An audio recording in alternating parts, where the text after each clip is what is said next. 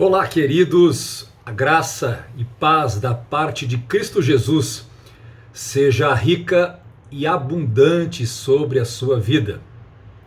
Bom estarmos juntos novamente, recomeçando agora a nossa classe de discípulos com um novo assunto. Nós vamos estudar agora o livro de Daniel. E antes da gente começar aqui a falar sobre o livro de Daniel, eu quero fazer como a gente sempre faz, um costume que nós sempre temos, de orar a Deus e colocar este tempo diante do Senhor, porque a palavra é do Senhor, a palavra não é nossa, e nós precisamos que o Espírito de Deus nos conduza, vivifique, faça com que essa palavra não tenha apenas um sentido intelectual, mas ela tenha um sentido espiritual para a nossa vida. Então eu quero convidar você nessa hora a fechar seus olhos, inclinar sua cabeça e falar com o Senhor, e pedir ao Senhor graça, revelação, discernimento, para que não somente hoje, na abertura da nossa classe, mas em todo o tempo que vamos estudar todo o livro, possamos ser ricamente abençoados por Deus. Amém? Então feche seus olhos, vamos orar ao Senhor nessa hora. Pai querido, graças te damos por mais um dia, por mais esta oportunidade que temos de estudar a tua palavra, Senhor. Um novo assunto, mas tudo dentro da tua palavra. Então eu creio, Senhor, que há conhecimento, revelação, sabedoria, entendimento da parte do Senhor para renovar nossas mentes, o nosso coração e nos fazer perseverar diante de ti. Toma-nos em tuas mãos, Senhor, cada um que estiver participando, estudando, para que possamos crescer, possamos avançar no conhecimento e possamos, ó Deus, não somente ter o conhecimento daquilo que o texto possa dizer, a questão da história, das pessoas, mas acima de tudo a revelação, a aplicação para a nossa própria vida, para que sejamos renovados pelo Senhor. Graças te damos nessa hora, Senhor, e agradecemos por tudo em nome de Jesus. Amém e amém. Amém, queridos. Vamos lá, livro de Daniel, livro bom, assunto bom de se estudar. Quando nós estamos terminando a nossa classe de Josué, eu coloquei o assunto ali e eu posso dizer que foi quase uma unanimidade, né? Então foi muito bom. E aí a gente tem bastante coisa interessante. Bom, vamos lá, permita-me, se antes da gente entrar aqui no versículo 1 e começar de fato a ler os versículos e trabalhar o livro, permite-me trazer algum conhecimento sobre o livro. Que se trata o livro de Daniel. O Daniel ele tem vários aspectos, tá? Ele tem a questão histórica, tá? Ele se dá no meio de reinos históricos, ele tem um contexto, né, para o próprio povo de Israel, né, um contexto histórico. Ele também tem um aspecto espiritual, porque as coisas que vão acontecendo ali, seja nas decisões que Daniel e seus amigos tomam, nas coisas que acontecem ali, na forma como Deus se manifesta, você tem várias questões espirituais que são trabalhadas. E além disso, nós temos o caráter profético. Tá? Por exemplo, nós temos aí, o livro de Daniel vai mostrar o curso de várias nações, né? Por exemplo, os impérios gentílicos, o próprio Império Babilônico, Medo e Persa, Grécia e até apontando para Roma. Então há vários detalhes de coisas que iriam acontecer, por exemplo, no Império dos Medos e Persas, detalhes da Grécia.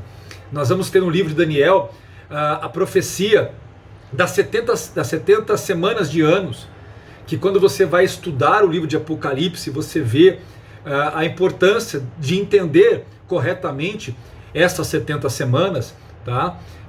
Por conta da 70ª semana, que ainda falta se cumprir no plano profético e apocalíptico para o fim dos tempos. E também é muito interessante, porque no livro de Daniel também você vai ter uma parte falando sobre as atividades do anticristo, uma descrição muito forte sobre a questão da pessoa, do caráter, da disposição do anticristo e do seu ministério na terra. Além de questões doutrinárias, que você vai ver a questão da separação pessoal, que é o que nós chamamos, né, dentro da teologia da santificação. Nós vamos ver isso já no próprio capítulo 1 que nós vamos ler aqui. Nós vamos ver isso. Nós vamos ver a questão de anjos, vamos ver a questão de ressurreição e o próprio anticristo, como eu já falei. Então o livro é bem interessante, é bem bacana de estudar por todo esse caráter histórico, esse caráter espiritual e esse caráter profético que o livro tem. Falando um pouco sobre Daniel, tá? que foi quem escreveu o livro de Daniel, foi o próprio Daniel, tá? A autoria dele. O nome Daniel significa Deus é meu juiz, e é bem interessante esse nome, porque quando você vê a história de Daniel, você vê que esse nome faz todo sentido, e é bem interessante, principalmente no Antigo Testamento, porque, gente, eu estou com uma balinha aqui, porque eu tô com essa tosse ainda, que é só Jesus aqui na minha vida. Então eu tô com uma balinha aqui, desculpa se eu faço algum barulhinho, um movimento na boca, mas é porque é um house, aquele preto, para dar aquela limpada na garganta. E esse nome, o nome de Daniel, Deus é meu juiz, vai caber muito bem para ele, porque por tudo que você vai ver na sua história, pelas situações que ele passa, né, como por exemplo a cova dos leões. Então é bem interessante a forma como a gente encontra nos personagens, nas pessoas da Bíblia, como muitas vezes os nomes fazem todo sentido para a própria história daquela pessoa. Tá? Isso é muito bacana. Hoje em dia, são poucas pessoas que têm essa preocupação de saber o que o nome significa, representa, né? Tem os nomes da moda, tem os nomes que as pessoas dão porque gostam, né?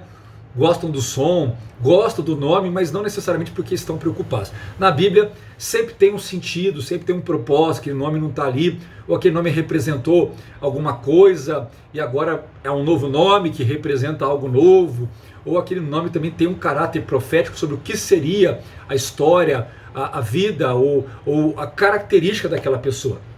É bem bacana a gente poder estudar um pouco sobre isso. A Bíblia sempre tem um conteúdo bem interessante sobre esse assunto. Mas não viemos aqui para discutir nome de ninguém, tá? É só importante saber por quê, porque depois nós vamos ver que os nomes deles serão trocados, tá? E a gente vai entender um pouco disso.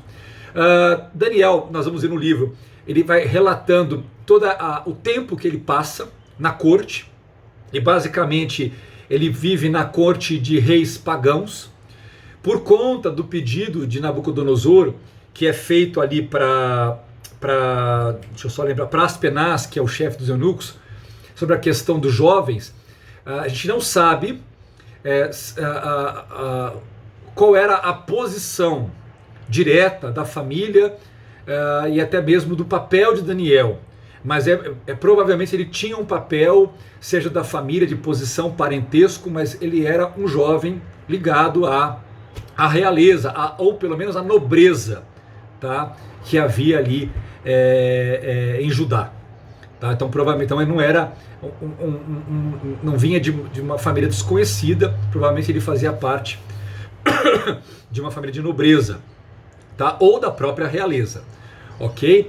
Ali de Judá, do Reino do Sul, tá? Porque o Reino do Norte já havia caído muito tempo antes, já tinha sido conquistado, tá? E agora o Deus está permitindo a conquista do Reino do Sul.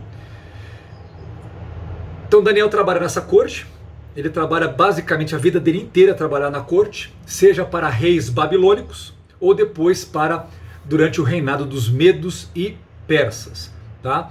Acredita-se que ele foi levado muito jovem, provavelmente adolescente ainda quando existe a conquista de Jerusalém, e ele é levado, né, na primeira deportação ali ordenada por Nabucodonosor no ano de 605 a.C., tá? Só para você se posicionar, isso se passa, o livro de Daniel vai se passar nesse processo, 605 a.C., tá? E Daniel acaba tendo uma presença diferenciada, ele acaba recebendo um lugar de destaque, justamente pelo que vai acontecer no capítulo 2, que nós vamos chegar lá, não hoje, mas provavelmente na nossa próxima aula, nós vamos chegar ali, e ele vai receber esse lugar de destaque pelo que acontece, pela revelação que ele traz do sonho de Nabucodonosor, tá? E ele vai servir então junto à corte. Depois que Nabucodonosor morre, ele perde um pouco do destaque, ele fica meio de escanteio, perde o prestígio, fica meio de escanteio, e ele volta no episódio lá da parede, tá? Quando a mão aparece escrevendo na parede, ele vai lá para interpretar aquele escrito. E ele ainda vai, durante esse tempo do reinado, ele vai ser nomeado um dos 3 presidentes, tá? Esses presidentes, eles eram cargos extremamente importantes, porque nesses impérios os reinos eram muito grandes. Então automaticamente você tinha, o rei levantava pessoas que administravam regiões, tá? Então uma das regiões era administrada por Daniel, tá? Não que Daniel ficasse no palácio junto com Nabucodonosor, mas ele provavelmente ia para uma região e ali ele era um presidente, ele governava toda uma região por causa de tributo, várias coisas que eram principalmente ligadas à parte de dinheiro, de finanças, para a manutenção do império, tá? Seja questão de exército, seja questão de alimentos, seja questão de provisão, de armas, o controle populacional, as revoltas, seja o que for, cabiam a esses presidentes que estavam cuidando disso. Então era um cargo de grande posição, o que depois vocês vão ver que vai causar problema também, vai causar inveja, perseguição, vão tentar puxar o tapete dele, não só dele, como também dos seus 3 amigos ali, que nós já vamos falar dos 3. Daniel vai viver até o 3º ano, ele serve até o 1º ano de Ciro, mas ele vive até o 3º ano, então estima-se que ele morreu no ano de 536 a.C., tá? Lembrando que quando você fala antes de Cristo, as datas vão sempre diminuindo, tá? Para se aproximar do marco 0, que é o nascimento de Cristo, e depois começar ano 1, ano 2, e até chegarmos aqui ao ano de 2021. Ministério de Daniel foi o ministério de testificar o poder de Deus, testificar a presença de Deus, a realidade de Deus. Então, se você pegar a história de Daniel, ele vai testificar o Senhor, o poder de Deus, através da sua vida e através das suas profecias, tá? Ele não se identificou como um profeta propriamente dito, apesar que Jesus o identifica, se você ler Mateus 24:14 ou Marcos 13:14, você vai ver que Jesus identifica Daniel como um profeta. Nataná, que é o Antigo Testamento da nossa Bíblia, a Bíblia dos judeus, Nataná, ele não aparece na 2ª divisão dos livros, que é os profetas. Ele aparece na 3ª divisão, que é chamada os escritos. Por quê? Porque Daniel nunca desempenhou formalmente a função de profeta quando comparada, tá? Ele teve momentos em que ele agiu como um profeta, apesar que Jesus disse que ele era um profeta. Mas entre os judeus ele não aparece nos livros dos profetas, ele aparece na questão dos escritos, tá? É só informações que eu acho que ajuda a gente a montar um pouco. Destaques do livro, no todo do livro, que vale a pena. Você vai observar a caminhada de Daniel. E a caminhada de Daniel é que ele jamais abriu mão do seu compromisso e da sua fidelidade para com Deus, tá? Ele foi alguém que viveu basicamente toda a sua vida, porque ele sai como adolescente e ele morre já com uma idade avançada. Ele viveu numa terra distante, ele viveu num reino, ou viveu ali em governos, né, em governantes, todos eles envolvidos em idolatria, mundanismo, mas ele nunca retrocedeu, ele nunca se contaminou, ele nunca se tornou um babilônico ou um medo-persa, ele nunca assimilou a cultura desses povos, os valores desses povos, a moral desses povos. O que é interessante no livro de Daniel, que a gente fala muito, né, das visões de Daniel, das coisas que Deus mostrou, mas a gente não pode esquecer que a grandeza do livro de Daniel nem são essas coisas, ainda que elas tenham um valor tremendo, mas é mostrar como um homem passa por vários governos de reis pagãos e ele não retrocede no seu compromisso. Ele mantém uma vida reta diante do Senhor, ele serve ao Senhor, ele honra o Senhor, ele paga um preço por isso, muitas vezes. Então, Daniel é um exemplo. Quando a gente vai estudar o livro de Daniel, tenha isso em mente. Ele é um exemplo de alguém que foi fiel a Deus, independentemente das circunstâncias, ou das pessoas, ou das situações que estavam ao seu redor. Então, Daniel é um testemunho para cada um de nós. Né? É um exemplo, apesar de ser um homem que está num contexto do Antigo Testamento, ele é um exemplo para cada cristão, eu digo, nos dias de hoje. Amém, queridos? Bom, vamos lá. Dito tudo isso aqui, vamos então falar capítulo 1 de Daniel. Eu espero que dê tempo da gente trabalhar o capítulo 1, tá? Vamos lá. Vou ler aqui e vou trabalhar para ficar mais rápido aqui. Diz assim, Daniel 1, verso 1. No ano terceiro do reinado de Jeoaquim, rei de Judá, veio Nabucodonosor, rei da Babilônia, a Jerusalém e a sitiou. Informações importantes que eu acho que vale a pena, tá? A gente, porque o capítulo 1 vai mostrar exatamente esse momento em que Jerusalém é tomada, ela é sitiada, ela é tomada, e mostra ali que além de muitas pessoas que, claro, morreram nessa invasão, porque esses reinos nunca era guerra, né? Então, quando eles invadiam uma cidade, muita gente morria, mas muitos nobres foram levados como cativos. Claro, esses cativos são escravos, tá? Após a invasão. E todo esse processo, muita gente morria, mas depois que esse rei ou esse imperador tomava aquela terra, ele reorganizava a terra. Então era comum levar o povo embora.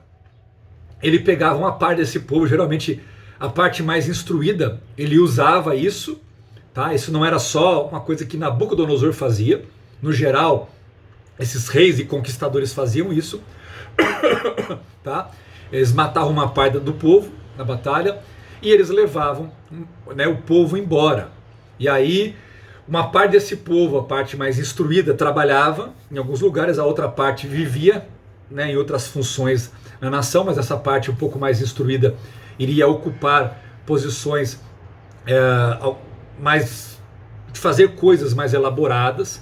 O resto do povo viveria, e era comum eles pegarem outros povos de outros lugares que eles conquistaram e colocavam ali. Então isso era uma forma de acabar. Então a terra não ficava despovoada. Tá? Então quando você leva o povo, os judeus cativos para a Babilônia, isso já representa que outros povos iriam ser levados para lá. Tá? Então era uma forma de você diluir, você desconstruir aquela ideia. Porque se você deixa o povo ali, o povo vai revoltar. Então tirava-se o povo dali, punha outro povo, levava o povo embora, e automaticamente você ia descaracterizando as nações dentro do império. Então isso era muito bem pensado, organizado, não era uma coisa boba, tá? E automaticamente com isso, o rei aqui no caso, Nabucodonosor, ele tornava a sua nação cada vez mais poderosa. Quando fala aqui no ano terceiro do reinado de Jeoaquim, vamos entender, esse ano terceiro é exatamente o ano de 605 a.C., quando existe de fato o sitiar e a conquista.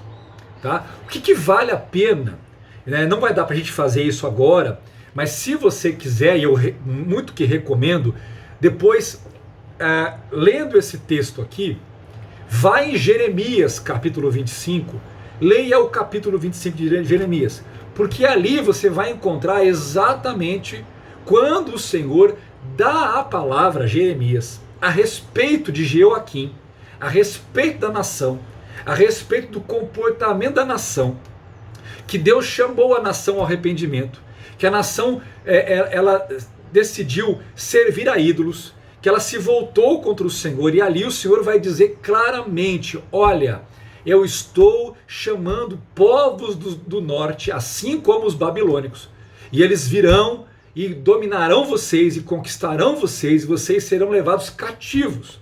E é exatamente em Jeremias 25 que o Senhor vai dizer dos 70 anos de cativeiro.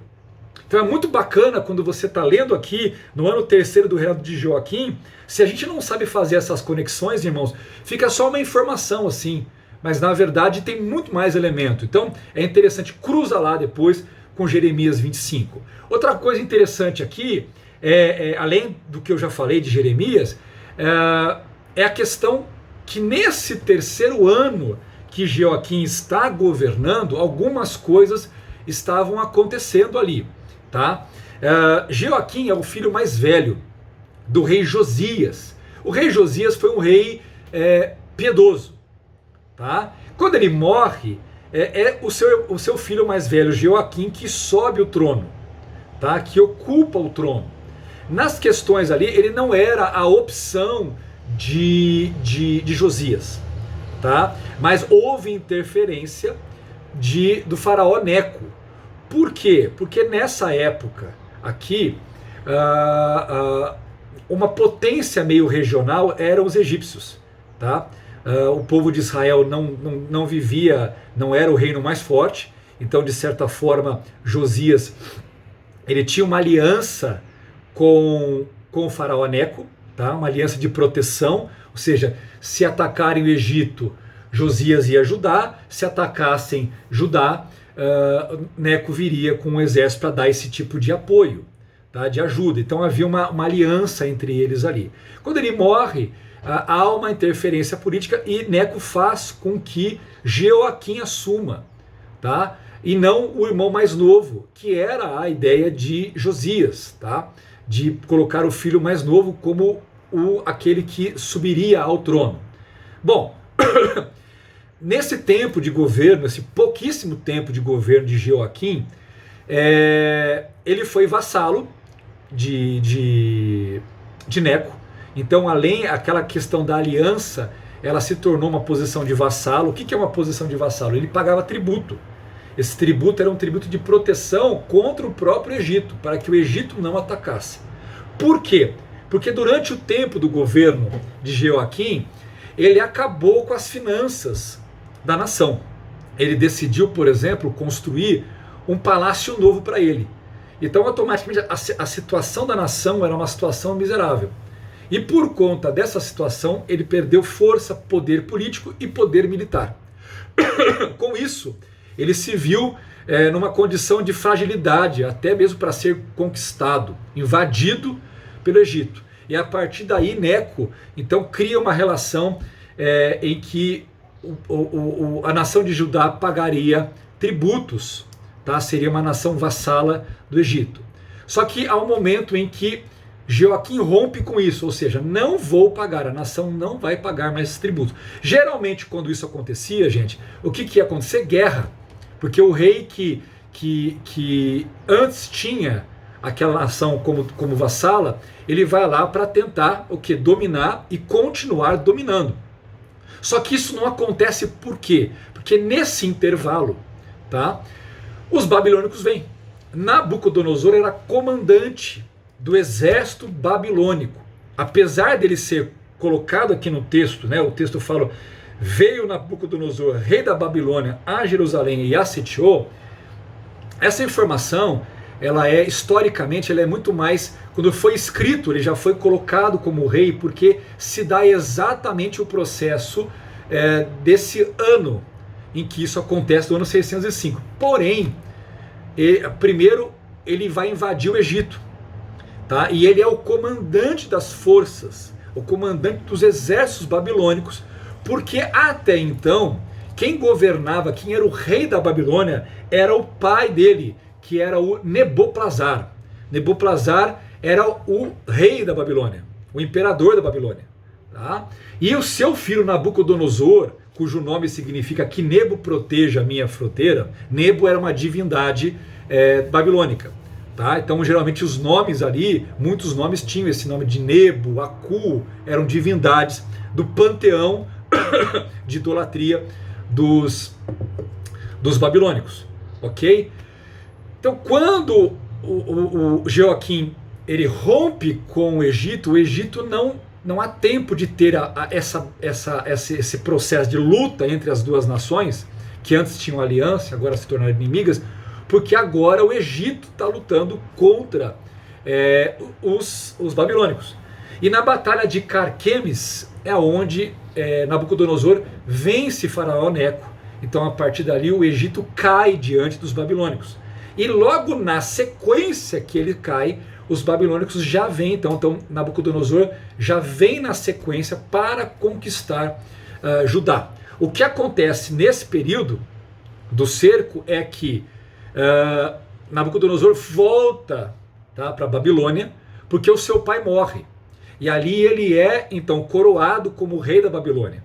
Tá? Então no momento em que há o sítio e a conquista da Babilônia, Nabucodonosor ainda não é o rei, mas ele se torna rei dentro desse processo, por conta da morte do pai. Então quando ele se torna rei da Babilônia, Judá já tinha caído nas mãos dele, tá? Ele sendo o comandante dos exércitos. Ok? Então só essa informação histórica, mas isso não afeta em nada, porque o Daniel, quando escreve depois, ele escreve nesse contexto, porque tudo acontece no intervalo de 1 ano, essa história toda. Então é muito rápido esse processo todo para acontecer. Ok? Versículo 2 diz assim: o Senhor entregou nas mãos, ou seja, entregou para Nabucodonosor, a Jeoaquim, rei de Judá, e alguns dos utensílios da casa de Deus. A estes levou para a terra de Sinear, para a casa do seu Deus, e a pôs na casa do tesouro do seu Deus. Segunda informação importante. Então, o Senhor permitiu, como já tinha sido profetizado lá por Jeremias, chegou o tempo. É interessante como Deus fala, e às vezes a gente não escuta. Outra coisa que eu esqueci de citar aqui.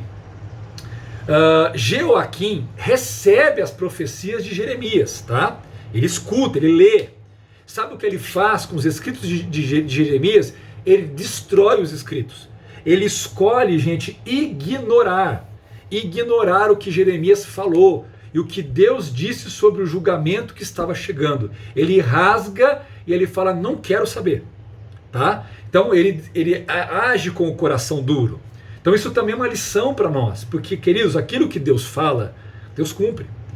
E se Deus fala: olha, se não mudar, se não vier, vai acontecer isso, e não houve mudança. O coração de Jeoaquim é um coração que se endureceu. E agora, o que o texto diz? O Senhor permitiu, o Senhor entregou. Por que é interessante isso, o Senhor entregou? Porque se você for pegar, por exemplo, os livros de Reis, os livros de Crônicas, você vai encontrar contextos em que o povo de Deus foi cercado por inimigos que eram numericamente muito mais poderosos. Mas eles se mantiveram fiéis ao Senhor.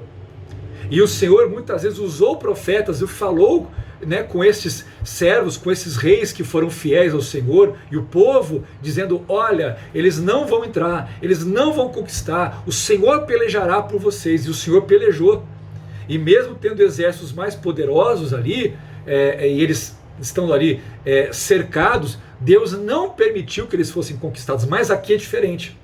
Aqui Deus permitiu, porque Deus agora iria tratar com o povo, e Deus permitiu que eles fossem conquistados. Deus permitiu, né, toda aquela situação acontecer, tá? Salmo 127 fala uma coisa que às vezes a gente esquece disso, né? A gente acha que é o tanto trabalhar, é o tanto fazer, é o tanto de proteção que a gente se cerca, mas o salmista fala assim, Salmo 127:1 diz assim: se o Senhor não edificar a casa, em vão trabalham os que a edificam. E aqui, fazendo um paralelo com o texto do versículo 2, fala assim: se o Senhor não guardar a cidade, em vão vigia a sentinela. Ou seja, a cidade estava lá com seus muros, com seus guardas, com seus sentinelas, mas eles não puderam resistir à invasão. Por quê? Porque o Senhor não estava mais guardando a cidade. A verdade é que quem guardava a cidade era o Senhor. Que quem abençoa a edificação da nossa vida é o Senhor. E às vezes nós erramos o alvo. Nós achamos que somos nós, pelo muito fazer, pela nossa capacidade, pelas muitas conquistas. Irmãos, não é. É a bênção do Senhor. Porque se o Senhor não edificar, Se o Senhor não abençoar, se o Senhor não guardar, não adianta. Todo o esforço que nós estamos tendo, toda a proteção que nós nos cercamos, ela não tem valor algum, ok? E o texto diz que ele então leva alguns utensílios da casa. Gente, isso também era um hábito muito comum, porque, querendo ou não, não era apenas uma guerra de exércitos, não era apenas uma guerra de nação. Ali era uma guerra de deuses, tá? Não que existam deuses, ok, gente? Não é isso. Mas era uma guerra de divindade. Era mais ou menos assim, quando esses reis, como Nabucodonosor, vinham, eles acreditavam no favor das suas divindades, no poder das suas divindades, como no caso de Nebo. Então, à medida que eles iam avançando e conquistando outros povos, outras nações, eles adoravam essas divindades. E eles diziam assim, eles reconheciam, olha, né, o nosso Deus nos deu vitória, Nebo nos deu a vitória, Aku nos deu a vitória. Aku é Deus da Lua, tá? O Deus da Lua, dentro do panteão babilônico, né? Porque Deus da Lua tem vários povos que criaram nomes, né, para Sol, Lua, estrelas, esse tipo de coisa. Bom, então era comum esse avanço, né? Porque esse lograr isso a essa divindade, porque havia esse envolvimento, né? Tanto que o próprio nome deles carregavam o nome da divindade. É interessante que os nomes judeus sempre tinham El, né? Misael, Daniel, eram nomes muitas vezes ligados, que tinham sentido. E os nomes que nós vamos ver aqui, tanto de Daniel quanto dos seus amigos, tinha essa ligação que exaltava o Senhor. Então você tinha isso nos povos pagãos ali. Então, à medida que eles iam avançando, era comum, quando eles invadiam, eles destruíam ali uma parte da cidade, e eles destruíam os templos. E eles levavam utensílios, levavam coisas desses templos, coisas ligadas ao culto dessas divindades, e levavam isso. Por que eles levavam isso? É claro que muitas delas, elas tinham objetos, eram assim, taças com pratos, utensílios que estavam, por exemplo, né, folheados a ouro, ou eram feitos de ouro. Realmente é claro que havia um lado disso tudo, como despojo, que eram coisas valiosas. Mas também não deixava de ser uma forma de mostrar a superioridade do seu Deus sobre aquele Deus daquele povo que foi conquistado. É claro que eles não estavam preocupados em levar um objeto de madeira, mas objetos de ouro, objetos que tivessem metais ou pedras preciosas ou tecidos preciosos, eram levados e eram colocados no templo lá da divindade que eles faziam. Por exemplo, quando os filisteus conquistaram numa batalha e venceram os judeus, os israelitas, e eles pegaram a Arca da Aliança, eles levaram a Arca da Aliança até o templo de Dagon. E o texto diz que a imagem de Dagon ela caía, e eles começaram a ter doenças até entender que eles tinham que se livrar da Arca da Aliança, né? Por quê? Porque era Deus mostrando que ele não era uma divindade qualquer, mas era uma prática, era uma forma de exaltar o seu Deus sobre aquele Deus daquele povo que foi conquistado. Então tá aqui, olha, essa aqui é o utensílio da casa do Deus A, do Deus B, do Deus C.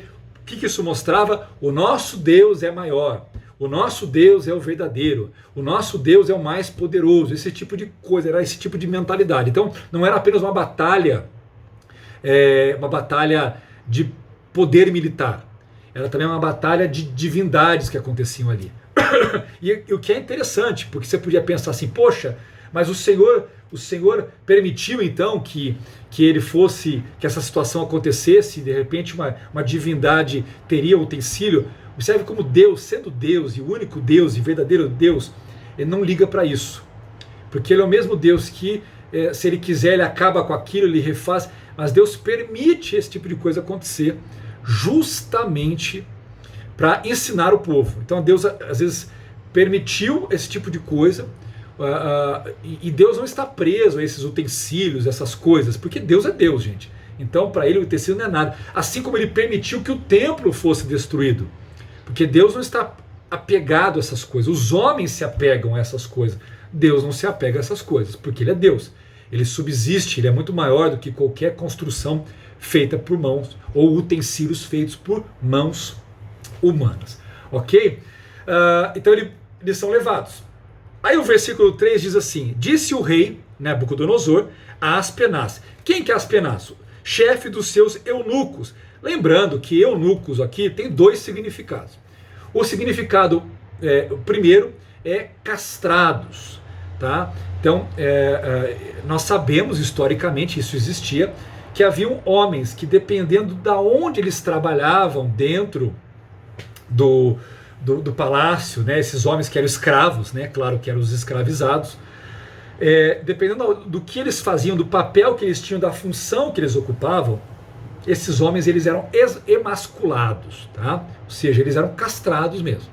Então esses homens não podiam mais ter nenhum tipo de relação sexual. A partir daí eles ficavam como homens castrados, tá? Mas essa palavra eunuco não é apenas castrado. Essa palavra eunuco também designava oficiais do governo em geral, aqueles que ocupavam um papel oficial no governo, tá? Então isso ia depender muito de onde esses homens estavam e do contexto, tá, em que aquilo estava colocado. É importante citar isso porque nós não podemos afirmar com certeza que Daniel e seus amigos foram castrados, no sentido de emasculados, porque eles podem, como se tornaram eunucos, eles podem também significar o quê? Que eles ocupavam posições oficiais do governo, o que de fato ocuparam. Seja Daniel, Ananias, Misael e Azarias, os quatro ocuparam posições. Então, esse texto, essa palavra eunuco, ela poderia significar as duas coisas. Que eles poderiam ser oficiais, mas castrados, e poderiam apenas ser oficiais e não castrados. Tá? Que mais? O texto vai dizer assim, que ele fala para esse chefe dos eunucos que trouxessem alguns dos filhos de Israel, assim da linhagem real como dos nobres, tá? Ou seja, ou era a linhagem real, daqueles que descendiam de príncipes e reis, ou da linhagem dos nobres, tá? Famílias nobres, jovens sem nenhum defeito, de boa aparência, instruídos em toda a sabedoria, doutos em ciência e versados no conhecimento, e que fossem competentes para assistir no palácio do rei, e lhes ensinasse a cultura e a língua dos caldeus. Então, esses jovens eles eram o quê? Chamados, tá? Eram escravos. Então esse Aspenaz ele vai passar por toda aquela povo, vai falar, olha, separem aqueles que são de família de nobres e famílias da realeza de Judá, tá? Separem esses moços, tá? E aqui tem uma classificação: moços sem nenhum defeito, de boa aparência, tá? Instruídos, ou seja, não podiam ser pessoas que não tinham instrução, que não saberiam de repente ler, escrever, que não tinham capacidade de compreender, então tinha que ter um nível de instrução. Doutos em ciência, versados no conhecimento, que geralmente era a classe mais abastada, a realeza ou a nobreza da nação, que tinha esse nível de formação, de ensino, de capacitação. Geralmente, no geral, o povo, né, o povão, vou colocar dessa forma, muitos poderiam saber ler e escrever, até porque existia a questão de comércio e tal, mas isso não quer dizer que havia de fato nessas pessoas o conhecimento das coisas, o entendimento, a capacidade, tá? Que é o que ele pede aqui, tá? Que fossem competentes para assistir no palácio, ou seja, eles iriam trabalhar no palácio do rei, tá? E também é dito a eles que ensinasse para eles a cultura e a língua dos caldeus. Então, eles iriam ficar, o texto diz no versículo 5, eles iriam, determinou-lhes o rei a ração diária, das finas iguarias da mesa real e do vinho que ele bebia, e que assim fossem mantidos por 3 anos, ao cabo dos quais assistiriam diante do rei. Então observe que aqui eles vão ser bem tratados, eles vão comer da mesma porção, ou seja, dos mesmos alimentos que o rei come. E gente, isso era um tratamento VIP. Por quê? Porque eles são escravos. Tá? A maior parte da população foi viver uma situação bem complicada, bem difícil, às vezes né, bem limitada, tá? Mas eles estão sendo escolhidos e eles vão passar por um treinamento durante 3 anos. 3 anos para eles aprenderem, entenderem, conhecerem a cultura dos caldeus, falarem a língua, tá? Porque automaticamente a partir daí o rei não ia conversar com eles falando em hebraico. Eles teriam que ter a capacidade de se comunicar claramente, de forma muito boa, com o rei ou com todos aqueles que faziam parte do governo dos caldeus, tá? Até porque eles ocupariam funções, eles iriam ler textos, eles estariam com documentos à mão e eles precisavam ser versados, para ter entendimento, porque eles ocupariam funções, lugares que seriam enviados para trabalhar, e eles tinham que ser pessoas que tinham capacidade para chegar nesses lugares e poder assumir uma posição, assumir um posto e trabalhar de forma competente, satisfatória, tá? Seja no palácio ou até mesmo depois, como aconteceu, tá, com os 4, quando eles foram enviados para outros lugares, porque eles assumiram postos mais altos. Lembrando que quanto mais altos postos de confiança, de autoridade, não necessariamente eles ficavam no palácio, mas eles podiam assumir lugares, porque eles eram pessoas de maior confiança do rei ou da corte.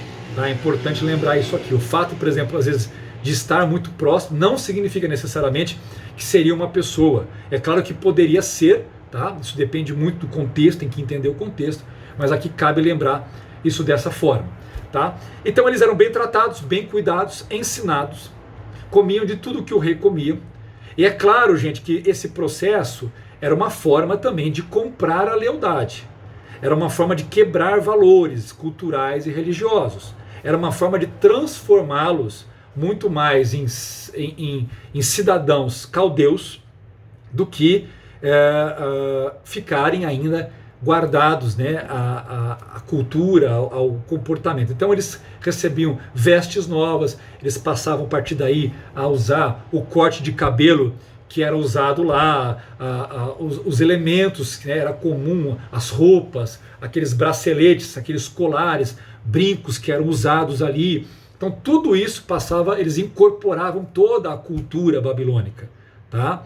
O conhecimento e também a cultura babilônica, e comiam tudo que era comido. E era muito comum esses banquetes que eram servidos. Essas comidas eram comidas geralmente, né, com muita bebida alcoólica, muita glutonaria, comidas que eram ali feitas todas consagradas à divindade. Isso era muito comum, esse tipo de coisa, tá? Então eles seriam bem tratados, ensinados no conhecimento, na cultura, e depois de 3 anos eles iriam se apresentar ao rei, tá?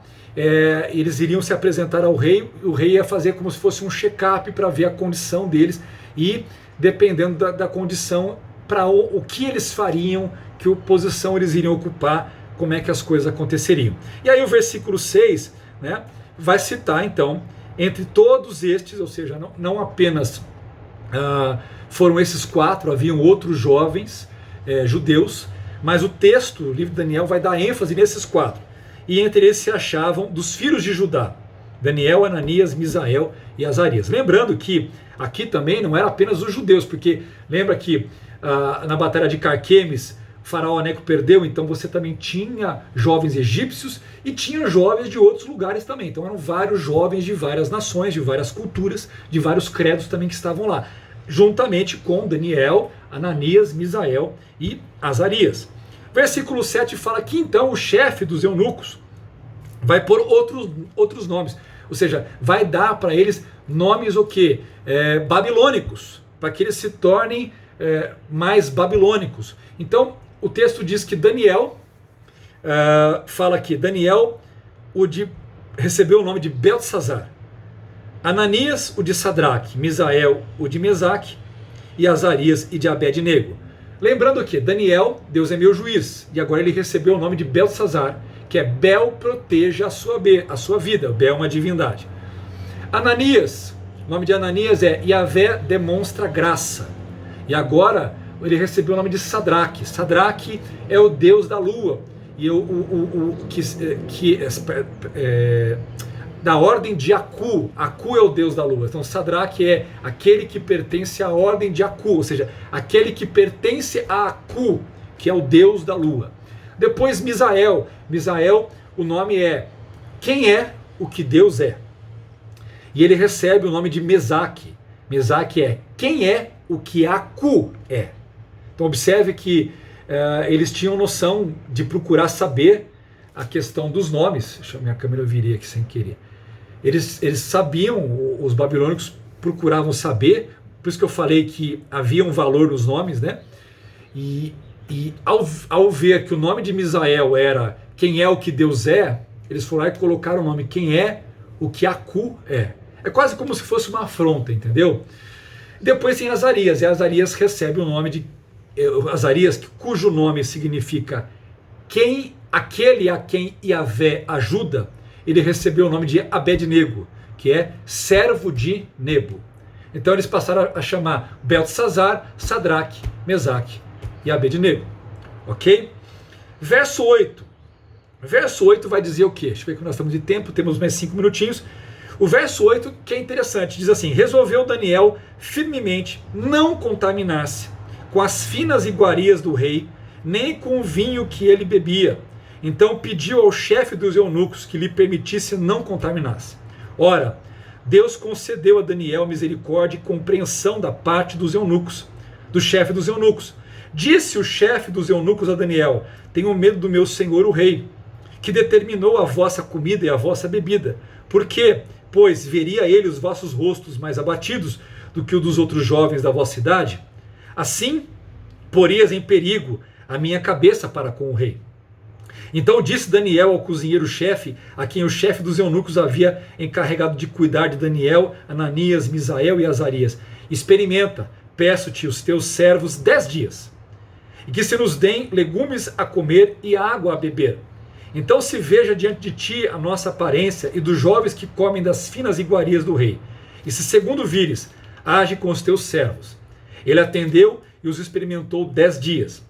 No fim de 10 dias, as suas aparências eram melhores, estavam eles mais robustos do que todos os jovens que comiam das finas iguarias do rei. Com isto, o cozinheiro-chefe tirou deles as finas iguarias e o vinho que deviam beber, e lhes dava legumes. Gente, eu acho aqui, para a gente fechar aqui a nossa aula, aqui é o ponto X de toda essa história contada aqui. Porque aqui fala tudo o que vai acontecer com eles durante esses próximos 3 anos, que aos olhos naturais, gente, seria muito bom, porque vão comer do melhor, beber do melhor, vão viver ali para estudar, se preparar, se capacitar, ou seja, não vão estar jogados aí debaixo de chibata, servindo, eles vão estar num lugar bom. Mas mesmo assim, Daniel e os seus amigos decidem o que? Nós não vamos nos contaminar. Então, queridos, a gente tem que entender porque eles olharam, eles viram quais eram as finas iguarias. Então, várias delas tinham a ver com as comidas que os judeus não comiam. Então, eles não queriam, de fato, ferir a lei, ferir as coisas, comidas que eram inapropriadas para se comer, comidas que feriam o que Deus disse para não comer, alimentos que na verdade eram consagrados a divindades, bebidas que muitas vezes levavam a eles ficarem de repente bêbados, alguma coisa assim. O fato é, eles olharam a situação e eles decidiram não se contaminar. E isso é um exemplo para nós, porque em toda a cultura, observe que o texto não diz que Nabucodonosor mostrou uma mesa lixo para eles, de coisa ruim, de coisa estragada, de coisa velha, ofereceu o melhor. Queridos, o mundo que nós vivemos oferece aquilo que aos olhos naturais parece o melhor. As promessas é do melhor dessa vida. Não é essa a mensagem que a gente ouve de comer o melhor dessa vida, né? De sermos felizes, de fazer o que vai nos dar felicidade, de corrermos atrás do nosso, seguir o nosso coração, das nossas paixões. Então o mundo está aí com as suas iguarias. E Daniel é capaz, junto com seus amigos, Daniel é capaz de olhar e falar: não, nós não queremos nos contaminar. E ele faz isso olhando para a palavra de Deus, para o entendimento do Senhor que ele tinha, ainda sendo um jovem, um adolescente. Ele olha para aquilo e fala, não, nós não vamos nos contaminar. Eles tomam a decisão de não participar. Então isso mostra, né, e eles poderiam, tá? Na verdade, eles poderiam ter todas as justificativas para fazer isso. Por quê, queridos? Eles estavam longe de casa. Eles foram conquistados, eles são escravos. Eles estão vestidos agora igualzinho a um babilônico, a um caldeu. Eles não se parecem em nada com a vida que eles tinham. Eles estão diante de uma vida completamente diferente. Sem perspectiva de voltar, eles sabem que a nação foi destruída. Eles estão separados, talvez, de famílias, de amigos, de tudo. Eles poderiam virar e falar, quer saber, já que eu estou nessa situação, né, eu vou abraçar. Eu vou me entregar a ela. Né? Já é aquele ditado que diz, né, já que não pode vencê-los, junte-se a eles. E não é isso que eles fazem. Eles deixam um grande exemplo para nós, para que nós possamos olhar para o que está à nossa volta e poder identificar esse banquete das iguarias do mundo e falar, não, isso não é para mim. Não é que eu não posso fazer isso, é porque Cristo é mais importante, o Senhor é mais importante e eu não preciso disso na minha vida. Eu quero agradar o Senhor. Observe que a preocupação deles é de fato manter-se dentro da posição, né, de estar. Então eles não dão da justificativa, né? Já que eu estou no inferno, eu vou abraçar o capeta. Já ouvi gente falando esse tipo de coisa. Na verdade, não. É para mostrar o quê? Não importa onde nós estamos. Né? Se nós amamos a Deus, nós vamos desejar ser fiel a Ele, seja onde for que a gente esteja. E é isso que eles fazem. Então essa decisão agrada a Deus, porque olha, o versículo 9 fala, ora, Deus concedeu a Daniel misericórdia e compreensão. Ou seja, quando ele vai falar com o chefe dos eunucos, ele expõe essa situação, o chefe dos eunucos poderia virar e falar assim, ó, vocês vão comer sim, e eu vou ficar de olho em vocês, porque se vocês não comerem, eu mando prender, vocês vão levar chibatada, eu vou punir vocês. E há um quebrantamento, esse homem entende. Ele poderia ser completamente indiferente à situação, mas ele não é indiferente. Ele vai lá e ele passa a situação para o cozinheiro-chefe, fala, ó, vê o que você pode fazer por eles aí. Vê como você pode ajudá-los aí. Mas há uma preocupação. E a preocupação deles, ele é sincero também com Daniel. Ele fala, olha, vocês vão me causar um problema. Porque daqui a 3 anos, quando vocês estiverem diante do rei, vocês vão estar diferenciados, né, negativamente, vocês vão parecer mais fracos, mais débeis, mais limitados, e o rei vai me perguntar, por que eles estão assim? Ah, porque eles não quiseram comer, porque eles fizeram isso, e o rei vai falar assim, você deveria ter feito comê-lo. E aí ele fala assim, aí eu posso perder minha cabeça, eu posso ser, porque eu desobedeci o rei. Então aí ele passa isso pro chefe da cozinha, né, para ver... vê aí, tá? Eu estou no versículo 11, tá? Vê aí o que você pode fazer por eles. E aí o Daniel toma a frente e fala, ó, faz o seguinte, faz uma experiência com 10 dias, veja bem, eles vão ficar 3 anos nesse processo. Então quando ele fala 10 dias, é uma experiência, gente, e tem fé. Observe que ele tem um compromisso com Deus, ele acredita que Deus vai honrá-lo. Ele acredita que Deus vai dar vitória, porque ele quer honrar o Senhor.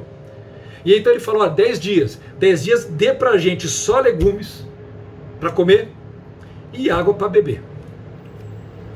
E veja, ele fala, veja aqui versículo 13, veja, se depois de 10 dias se olhar pra gente e você comparar com os outros moços ali, e a gente parecer pior do que eles, não tem problema. A gente não discute mais, nós vamos comer tudo que eles comem. Mas se depois de 10 dias você vê que nós estamos bem, então aí você vai deixar a gente comer só isso. E gente, durante 3 anos, eles vão passar 3 anos comendo legumes e tomando água. Porque o texto diz que o versículo 14, ele atende. Tá? E ele faz a experiência durante esses 10 dias. E o versículo 15 diz, no final dos 10 dias, as suas aparências eram melhores. Ou seja, aparentemente eles estavam mais robustos do que todos os outros jovens que comiam das finas iguarias do rei. Ou seja, olha Deus honrando. Deus, olha, eles honraram o Senhor. Entenda isso, meu irmão, minha irmã, a importância de quando nós vivemos uma vida para honrar o Senhor. Eles honram o Senhor. O Senhor dá vitória, o Senhor os honra fazendo com que o chefe dos eunucos se compadeça e coloque a situação para o cozinheiro-chefe para tentar achar uma solução. Eles vão lá, lançam um desafio para o cozinheiro-chefe. O cozinheiro-chefe aceita. 10 dias.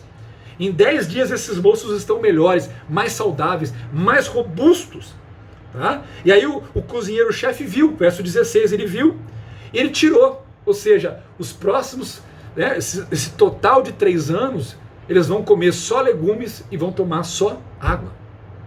Agora não é só isso, veja, não foi só a aparência deles que estava melhor. Olha o que diz o verso 17, para a gente fechar aqui a aula. Ora, a estes 4 jovens, ou seja, de todos aqueles jovens lá, a esses 4, Deus deu o conhecimento e a inteligência em toda a cultura e sabedoria. Deus capacitou, Deus fez com que esses moços não fossem apenas mais bonitos, tivessem mais robustos, mais saudáveis, mas Deus tocou, capacitou com conhecimento, com inteligência. E deu a Daniel, ou seja, além do conhecimento, inteligência em cultura e sabedoria, deu a Daniel inteligência de todas as visões e sonhos, ou seja, Daniel teria a capacidade dada pelo Senhor de interpretar visões e sonhos. E aí, isso durante o tempo desses 3 anos, tá? Verso 18, vencido o tempo determinado pelo rei para que o trouxessem, o chefe dos eunucos trouxe a presença de todos aqueles jovens, que nós não sabemos quanto foram. Pode ter sido 10, 20, 30, 50, 100 jovens, nós não sabemos. Todos foram apresentados. E aí o rei falou com eles, ou seja, o rei foi conversar com eles. Talvez todos juntos, talvez em separado, não sei. Mas ele se reuniu com todos eles. E o próprio rei percebeu o quê? Que não foram achados. Não tinha ninguém no mesmo nível, ninguém parecido com Daniel, Ananias, Misael e Azarias. Por isso passaram a assistir diante do rei, ou seja, de todos aqueles lá. Esses 4 foram trazidos para mais perto do rei. O rei olhou e falou assim, esses moços são diferenciados, eu vou querer eles perto. E aí o verso 20, né, verso 20 e 21, em toda a matéria de sabedoria e de inteligência, sobre o que o rei lhes fez perguntas, os achou 10 vezes mais doutos, né, mais inteligentes, mais capazes, mais sábios do que todos os magos e encantadores que havia em todo o seu reino. Ou seja, aqueles 4 jovens, quando foram interpelados sobre assuntos que já tinham até outros que já eram muito mais velhos que estavam ali, já na função de ajudar o rei, eles mostraram que eles tinham uma sabedoria maior, uma inteligência maior, e não é um pouquinho maior, gente, o texto diz 10 vezes mais, ou seja, os caras eram diferenciados. E isso por causa do quê? Por causa do Senhor.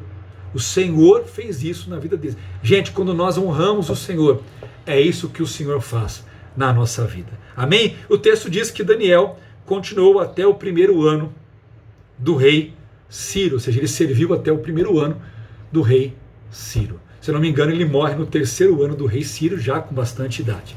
Amém, queridos? Esse é o capítulo 1, muito bacana, tem uma mensagem muito bacana para nós, mostrando que nós podemos viver corretamente na presença do Senhor, nós podemos fazer a vontade de Deus para a nossa vida, nós podemos ser fiéis a Deus.